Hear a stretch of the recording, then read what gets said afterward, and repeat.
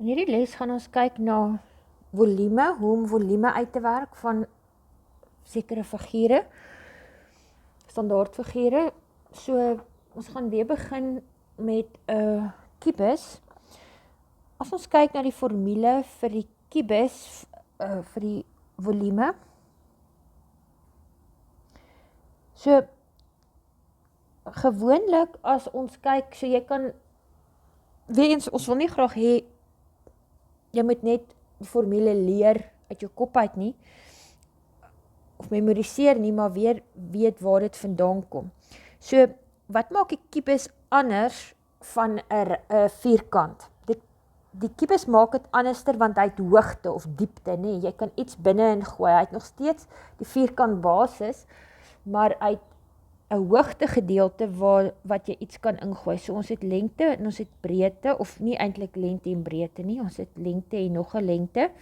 En die hoogte van hierdie kubus is presies dieselfde lengte as die res van die lengtes. So daai ene gaan ook 'n lengte wees. En jy het die 3 dimensies nodig, jy het die lengte nodig, jy het die breedte nodig en jy het die hoogte nodig om volume te kan uitwerk vir daai 3 dimensies. So, die oppervlaksformule is lengte kwadraat. Maar nou sit jy 'n derde dimensie by wat lengte is. So, op die uiteinde is die formule eintlik lengte tot die mag 3, want dit is 3 lengtes wat jy met mekaar vermenigvuldig. Dis die lengte, die breedte en die hoogte basies. Maar met 'n kubus is daar nie die lengte en die breedte en die hoogte is presies dieselfde. So omdat dit dieselfde lengte is, kry hy dieselfde simbool. Goed, so dit gaan wees 4 cm tot die mag 3. En 4 tot die mag 3 is, of 4 mal 4 mal 4, so dis dieselfde as 4 mal 4 mal 4. En dit is 64. En nou is dit belangrik, onthou, ons werk nou met 3 dimensies, so dit is tot die mag 3. Goed. Volume vir se formule vir die reghoekige prisma. So ons het lengte, ons het breedte en ons het hoogte. So dit is sy formule, lengte mal breedte mal hoogte. So jy kan sien, dis ook 3 afstande wat ons met mekaar vermenigvuldig. Die lengte is 6, die breedte, so onthou net weer, of net om te verduidelik, alle lyne in dieselfde rigting het dieselfde lengte. So al daai lyne gaan 6 cm wees. Die breedte gaan wees 2 cm. Al die lyne in dieselfde rigting is dieselfde lengte. En die hoogte, nou dit gaan ook natuurlik afhang van hoe jy na iets kyk en die perspektief daarvan, maar weens dis maal, so dit maak nie saak in watter volgorde jy dit maal die getalle nie, dit gaan almal dieselfde wees.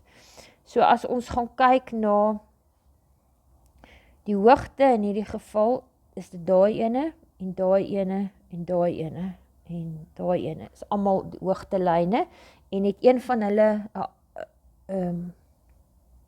afmeting, ja, dis 4 cm.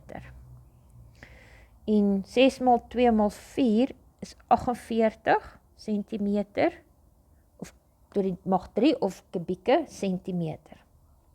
Goed. Nou kom ons by die driehoekige prisma.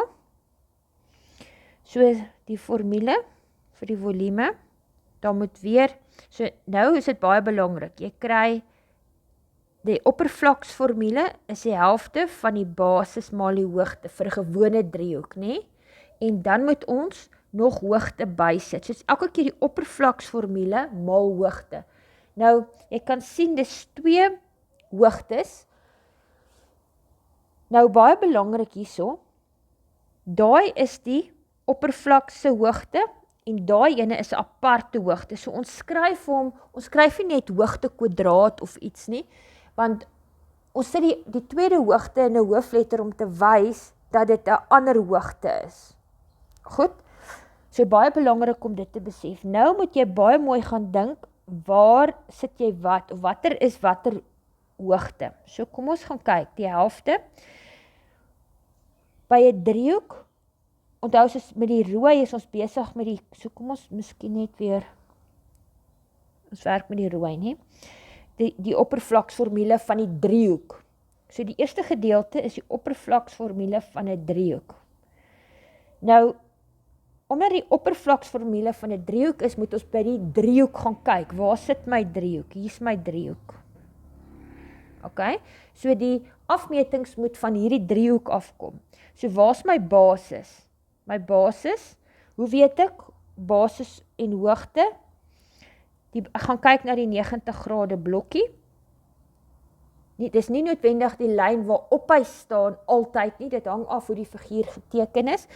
Die basis gaan afhang van die 90 grade blokkie, so daar is die 90 grade blokkie, die twee lyne wat raak aan daai 90 grade, gaan my basis en my hoogte wees.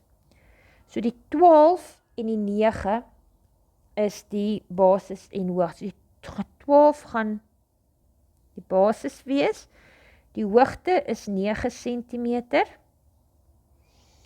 en dan die ander hoogte, die hoogte, met die hoofletter H, is die een wat die driehoek diepte gee, en watter een maak dat jy iets in hierdie figuur daar kan ingooi, is daai sy. Dit gee vir hom diepte, dit maak hom driedimensioneel. So dis die 23 cm. Goed, nou kan ons hom gaan uitwerk. So, as ons dit gaan uitwerk, kry ons 1, 2, 4, 2 cm tot die derde. Ok, so baie belangrik hierso, om die klein h en die groot h van mekaar te onderskei, en dan belangrik hierso om te weet dat die eerste gedeelte van my formule gaan oor die driehoek, so ek moet na die driehoek gedeelte gaan kyk. Dan die laaste ene wat ons gaan doen is die silinder. Nou weer eens. Nie meer. Wat is die oppervlaksformule van 'n silinder? Of 'n gewone sirkel? Dis pi radius kwadraat, maar hy het nou diepte, nê? Hy is driedimensioneel, so die oppervlaksformule kry net dan 'n h by. So dis 3,14 maal, het ons die radius, onthou altyd by 'n sirkel of 'n silinder, baie belangrik om te gaan kyk of ons 'n radius het of nie.